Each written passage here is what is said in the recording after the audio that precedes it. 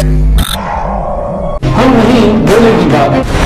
सूबे में इसलिए नहीं रुक रही गुंडागर्दी क्योंकि रात में सो रही है खाकी वर्दी। रुकिए भैया, आपके यहाँ पर अपराध पर लगाम के कितने बहाने, कैसे होगी सुरक्षा जब नींद में हो ठानी। सवालों की भीड़ से घिरे आपको चाहिए जवाब, तो देखिए हमारे साथ मुद्दा लाइव पर हम नहीं बोलेगी बात। जुर्म की दुनिया में पैर रखने वाला 5 लाख का इनामी उज्जैन के महाकाल मंदिर से पकड़े जाने के बाद विकास दुबे ने अपने मुंह से बड़ा कबूलनामा किया था। कहा था कि घटना के बाद घर के ठीक बगल में कुएं के पास 5 पुलिस वालों की लाशों को एक के ऊपर एक रखा गया था, जिसमें से उनमें आग लगाकर सबूत नष्ट कर दिए जाते।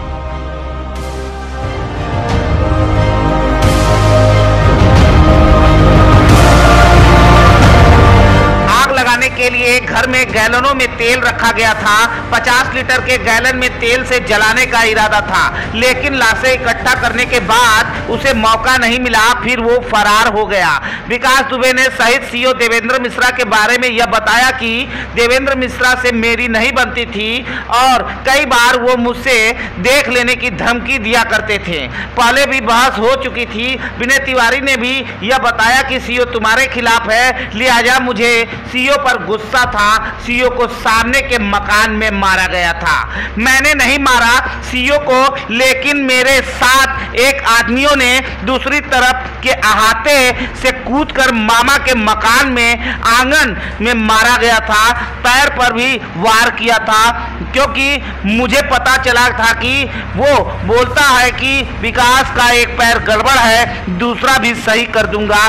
सीओ का गला नहीं काटा था, लेकिन गोली पास से सिर में मारी गई थी, इसलिए चेहरा आधा फट गया था।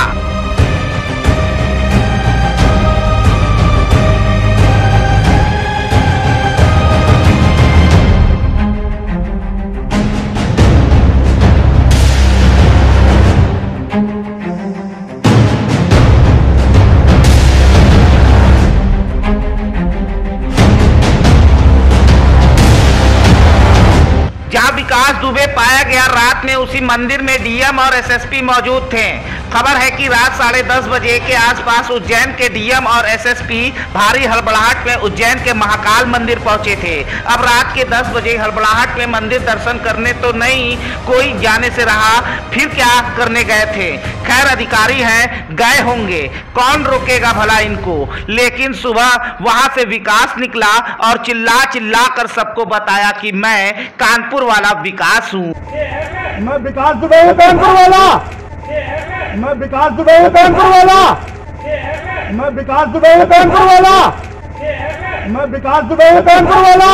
अब गार्ड कह रहा है कि हमने देखा, पुलिस कह रही है दुकानदार ने देखा, कुछ खबरें कह रही है कि पुजारी ने देखा, यूपी पुलिस कह रही है हमने कुछ नहीं देखा, कुछ रिपोर्ट कह रही है कि विकास ने मौका देखा। फिर गार्ड से बोला कि मुझे देखो। उसे देखते ही गार्ड ने पुलिस को देखा, फिर पुलिस ने विकास को देखा, फिर दोनों को एक साथ मीडिया ने देखा। अब पूरा देश देख रहा है। इस देखम देखी में उस हाथ को किसी ने नहीं देखा जिसे देखा जाना चाहिए था। कल मैंने लिखा था कि विकास दुबे पर्दे के पीछे छुपी अपराधी सियासत के हाथों का देसी कट्टा है, जो इस बार बैकफायर कर गया है। खुदा खैर करे। मेरे पति उज्जैन में हैं, वो वहाँ पे दर्शन करने गए थे और वहाँ पे जांच हो रही है, वो वहीं पे है, उनका कोई हाथ नहीं है बस। तो क्या जब वहाँ से गए थे क्या आपसे बात हुई थी? मेरी बात अभी भी हो रही थी, अभी भी हो रही है, उनसे लगातार बात हो रही है। जब गए थे तब भी, रास्ते में थे तब भी, और अभी भी बात हो रही है। कल उज्जैन गया। क्या विकास दुबे को जानती हैं? जी नहीं, संबंधित किसी व्यक्ति? मैं विकास दुबे को नहीं जानती हूँ, उससे कोई संबंध। क्या आपके पति ने विकास दुबे से कोई बात की है? नहीं, मेरे पति भी नहीं जानते हैं, नहीं वो बात कर रहे हैं, नहीं हम लोग जानते हैं। पैसे से वकील भी है और मेरी प्राइवेट कंपनी चल रही है जो प्लांटेशन का काम कर रहे हैं, तो वो प्लांटेशन की वजह से विजिट करने गए थे। मैडम एक चीज बता दीजिए, आज जब आपकी बात हुई उनसे तो क्या कुछ बात हुई, उन्होंने क्या कुछ बताया? उन्होंने यही बताया, हमने पूछा कहाँ पे है, तो उन्होंने बताया कि पुलिस स्टेशन में है और वहाँ पे मेरा बयान चल रहा है। बीच में वो गए थे 2 तारीख को और कल गए हैं उज्जैन। 2 तारीख को किस समय? 2 तारीख को यहाँ से 10 बजे निकले हैं और वो शिवपुर गए हैं, जो एमपी में पड़ता है। सुबह 10 बजे? जी, सुबह यहाँ से निकले और शिवपुर गए हैं। शिवपुर में मेरा काम चल रहा था और उसके बाद फिर वो यहाँ से गए हैं उज्जैन। कल शाम कल गाड़ी जो वहाँ पाई गई है वो साथ में वहाँ पे मौजूद जी कुछ बताया? जी नहीं, उनसे कोई लिंक नहीं है। वो गाड़ी होटल के नीचे, जिस होटल में रहे हैं वो, उसके नीचे थी और वो वहाँ पे थे। उसके बाद सुबह दर्शन करके घर आना था। क्या विकास दुबे के आपराधिक केस आपके पति देखते थे क्या? नहीं, कोई नहीं देखते, कोई केस नहीं देखते, उनको जानते नहीं, उनका नाम कोई उनसे बात गए थे तो क्या वापस आ गए थे दोबारा? नहीं, वापस नहीं है। मेरा काम बता रहे हैं कि शिवपुर में चलता था, तो वो विजिट के लिए गए थे, शिवपुर गए थे। साथ में वकील तो कल भी आप जानती हैं? जी हाँ, वो उनके दोस्त हैं। वो साथ में उन्होंने वकालत पढ़ी है, साथ में उनका नाम है तेज बहादुर। आपसे पुलिस आपसे क्या बता रही है? पुलिस से हमारी कोई बात नहीं हो रही है, जो भी है वो जांच कर रहे हैं, जो भी होगा वो अभी हमारी कोई बात नहीं हो रही है। मेरे पति का कहना है जांच चल रही है, मेरे सारे बयान हो रहे हैं, जांच चल रही है, बाकी जो भी होगा पुलिस खुद करेगी, देखेगी क्या है क्या नहीं है, खुद देखेंगे जांच करके। ठीक।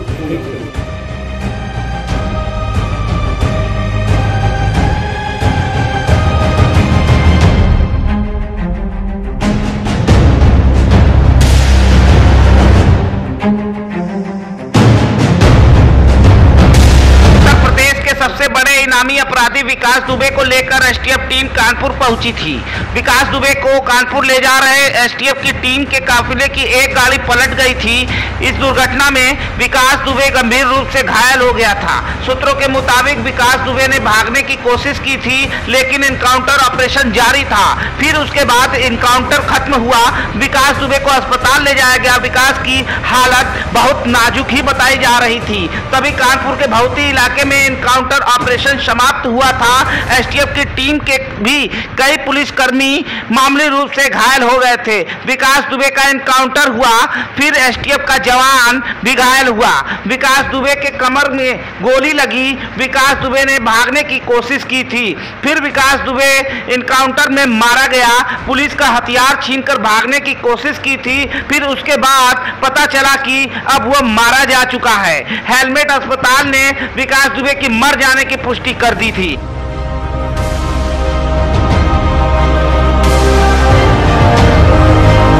विकास के एनकाउंटर के पीछे लोगों के कई अनसुलझे सवाल उठ रहे थे।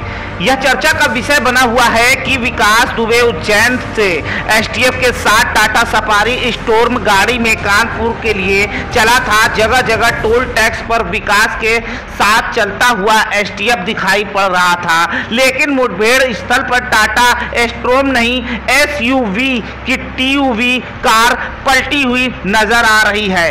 लोग कह रहे हैं कि काफिले के साथ मीडियाकर्मी के लोग अपने अपने साधन से चल रहे थे। रास्ते में अचानक कब, कहां और कैसे गाड़ी बदल दिया गया।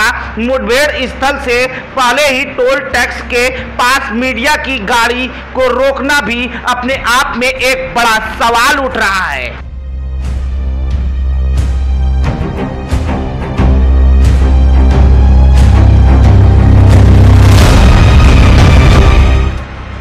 शिवपुरी से होते हुए झांसी और फिर बरास्ते दतिया होते हुए यूपी पुलिस की एसटीएफ कानपुर देहात पहुंच चुकी थी।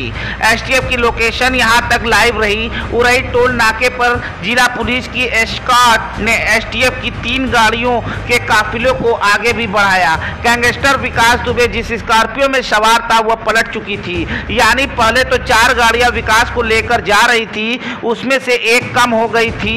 लेकिन अचानक खबर आती है कि विकास ने ने पलटी हुई स्कॉर्पियो से निकलकर भागने की कोशिश की और एनकाउंटर में मारा गया। यह क्या बताता है? यह सुनियोजित हत्या है। एक बंदी की हत्या कानूनन उसका इंसाफ कोर्ट को करना चाहिए था। वह पुलिस संरक्षण में था, लेकिन बदले की आग में सुलग रही वर्दी के भीतर का रक्षक अचानक भक्षक बन गया। यही यूपी की नाकाम पुलिस बेकसूरों को घर से उठाने वाली, गैंगस्टर को भगाने वाली, आत्मसमर्पण का ढोंग रचाने वाली। किसे नहीं पता था कि विकास यूपी पहुंचते ही मारा जाएगा। गाड़ी कैसे पलटी? क्या विकास दुबे को हथकड़ी लगी थी? वह अगर निहत्था था तो उसे पकड़ा क्यों नहीं गया? ये सारे सवाल उसी व्यवस्था से जुड़े हैं जिसने विकास दुबे को गैंगस्टर बनाया। वही जांच करेगी। क्या जवाब की उम्मीद करते हैं आप? ऐसा लगता है कि विकास के पास उसी व्यवस्था की काली करतूतों के ढेरों राज थे। वह मुंह खोलता तो तब व्यवस्था हिलने लगती। गाड़ी पलटी नहीं होती तो शायद सरकार को अपनी कुर्सी डगमगाती हुई नजर आ रही थी। हैदराबाद की तर्ज पर विकास दुबे का पुलिस ने किया काम तमाम। आम जनमानस गदगद महकमे जश्न। फिलहाल पुलिस ने साबित किया सबसे बड़ा लाइसेंसी डॉन वही था। बहरहाल जांच तो होगी, सवाल तो खड़े होंगे। नियंत्रण गाड़ी में बैठे बदमाश की हाथ बंधी तो पलटने पर कैसे भागा तो पीठ और पैर में गोली लगने की बजाय सिर व सीने में गोली कैसे लगी? और वे कैसे पुलिस वाले हैं जो अपनी पिस्टल नहीं संभाल पाते? वो जब 8 पुलिस जवानों को शहीद करने वाले अपराधी के साथ हो विकास को ले जा रही गाड़ी ही कैसे पलट गई? क्या विकास दुबे को ले जाने वाली गाड़ी बीच में बदली गई? गैंगस्टर विकास दुबे को गोली कहां मारी गई? यूपी पुलिस विकास का ट्रांजिट रिमांड क्यों नहीं लिया? मीडिया को बैरिकेडिंग लगाकर क्यों रोका गया? 5 लाख के इनामी गैंगस्टर के हाथ खुले हुए क्यों थे? पुलिस कर्मियों ने अपने हथियार संभाल कर क्यों नहीं रखे? विकास दुबे को गोली कहां लगी? जख्मी पुलिस कर्मियों को गोली कहां लगी? मतलब साफ है, कोर्ट कचहरी कानून सब दिखावा है। और अगर ऐसा ना होता तो जब विकास ने दिन दहाड़े थाने में घुसकर एक नेता की हत्या की तो कोर्ट ने उसे बाइज्जत बरी कैसे कर दिया? विकास ने अपने ही स्कूल के प्रिंसिपल को सबके सामने गोली मार दी। लोअर कोर्ट ने उसे आजीवन जेल जाने की सजा सुनाई, लेकिन हाईकोर्ट ने जमानत दे दिया। लेकिन हाईकोर्ट ने जमानत तो दे दी। विकास पर 60 से ज्यादा गंभीर केस थे, फिर भी वह आजाद था। आज सबूतों की कमी को लेकर अदालत की मजबूरी को सही ठहरा सकते हैं, लेकिन क्या यही है? अगर वह कानून सही है जो विकास को जमानत देता है तो फिर ये इनकाउंटर गलत कैसे हो सकता? ये अपने आप में बड़ा सवाल है। हालांकि सच यह भी है कि जिस कानून ने विकास का इंसाफ किया वही कानून इन पुलिस वालों को भी बचाएगा। अब देखना यह है कि महकमा घर में छिपे भेदियों की छटनी करेंगी या सब कुछ पहले जैसा चलता रहेगा। नेता और भेदियों या यूं कहें खाकी खादी का खेल चलता रहेगा और आम जनमानस इस घनचक्कर में पिसती रहेगी। विकास दुबे जैसे अपराधी पैदा होते रहेंगे। फिलहाल दुर्दांत दुबे के मारे जाने से बहुतों की आबरू बच गई है। अगर नहीं मारते तो आज का दिन कई नेताओं और पुलिस वालों पर भारी पड़ता। अब 2 तरह के लोगों ने राहत की सांस ली है, पहले उसके सताए हुए लोगों ने और दूसरे जिनके आज उसको नाम लेने थे।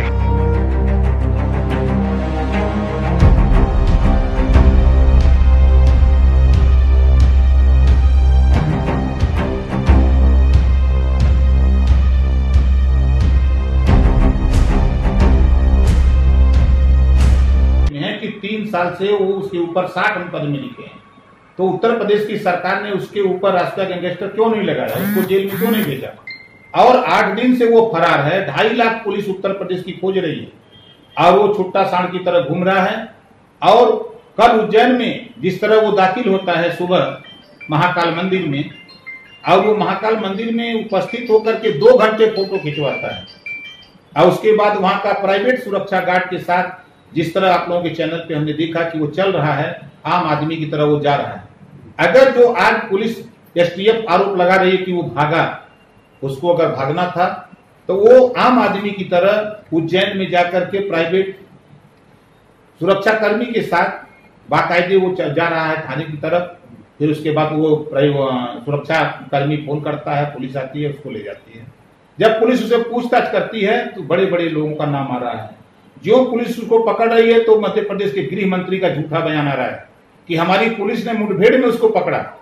अरे महाराज, काहे झूठ बोल रहे हो? ये कहो कि फरीदाबाद से हमने उसको भागा के यहां तक ले आया है। मध्य प्रदेश के मुख्यमंत्री का बयान आता है कि हमारी पुलिस ने भारी काम किया है, पुलिस का पीठ थपथपा रहे हैं। क्या काम किया है? प्राइवेट जो सुरक्षा कर्मी है उसका नाम आप नहीं ले पा रहे, अपनी पीठ थपथपा रहे। आप उठा के देखिए, वहां अगर उसको भागना होता तो वो महाकाल मंदिर में जाकर के वो 2 घंटे टहलता क्यों? और ये योजनाबद्ध तरीके से जो बयान उन्होंने उज्जैन में दिया है विकास दुबे ने, उस बयान से अधिकारी, कर्मचारी, सरकार, मंत्री, विधायक सब लोग उसमें फंस रहे थे, जिसकी वजह से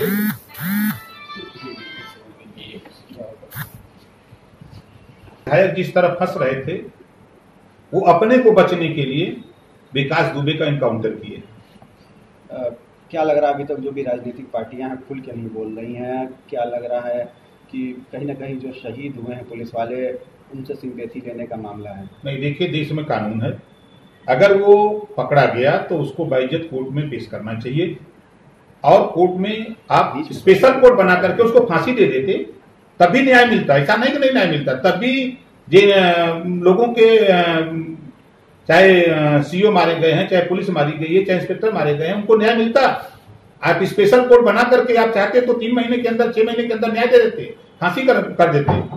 लेकिन आप अपनी नाकामी छुपाने के लिए उत्तर प्रदेश की सरकार और मध्य प्रदेश की सरकार का जो राज खुल रहा था उसको 8 दिन तक भगाने में जो राज खुल रहा था, जो अधिकारियों का संरक्षण था वो राज खुल रहा था, जो नेताओं का संरक्षण था, सरकार का संरक्षण था, उसको बचाने के लिए, छुपाने के लिए उसका इनकाउंटर किया गया। एक अंतिम सवाल ये है कि क्या लग रहा है कई ऐसे राज हैं जो खुलने चाहिए थे, सामने आने चाहिए थे, उसको छुपाने के लिए इस तरह की? देखिए, जो 3 साल तक बीजेपी भारतीय झूठ पार्टी ने 3 साल तक विकास दुबे को संरक्षण दिया, उस संरक्षण में आपने देखा कि कानपुर के एसपी का नाम आया, चौबेपुर थाने के 68 लोगों को वहां सस्पेंड किया गया। अभी एसटीएफ के डीआईजी जो वही कानपुर के एसपी थे, जब मामला देवेंद्र दुबे का जो पत्र जो उनकी बेटी ने किया, उसके बाद एसटीएफ के डीआईजी को हटाया गया। तो इसी तरह तमाम अधिकारी उसमें संलिप्त थे उसको बचाने में, तो वो राज खुलासा होता, जिसकी वजह से उसमें सबसे बड़ा खुलासा तो जो फरीदाबाद से जो उसको भगा करके उज्जैन पहुंचाया गया है, जिस तरह के बयान गृह मंत्री मध्य प्रदेश का आया है, ये तमाम चीजें संदेह के घेरे में है कि बड़े बड़े लोग इसमें आते, उनको बचाने के लिए उसका इनकाउंटर किया गया है। अब आप क्या मांग करेंगे कि जो अभी इनकाउंटर हुआ है वो उसका जो भेद है वो खुले सामने आए? देखिए, हाई कोर्ट की वर्तमान जज से उसकी जांच कराई जाए और एजेंसी तो सरकार के जेब में हो गई।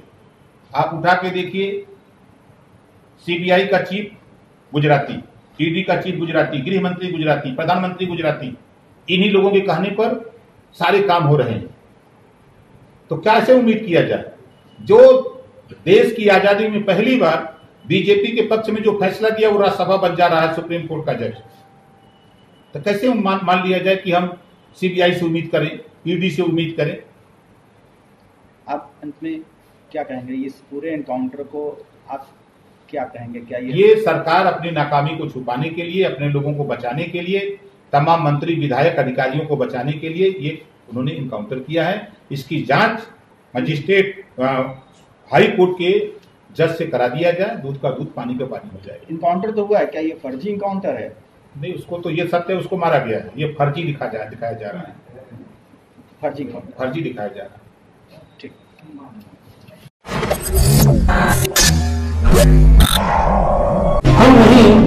बात। सूबे में इसलिए नहीं रुक रही गुंडागर्दी क्योंकि रात में सो रही है खाकी वर्दी। भैया आपके यहाँ पर अपराध पर लगाम के कितने बहाने, कैसे होगी सुरक्षा जब नींद में हो ठानी। सवालों की भीड़ से घिरे आपको चाहिए जवाब, तो देखिए हमारे साथ मुद्दा लाइव पर हम नहीं।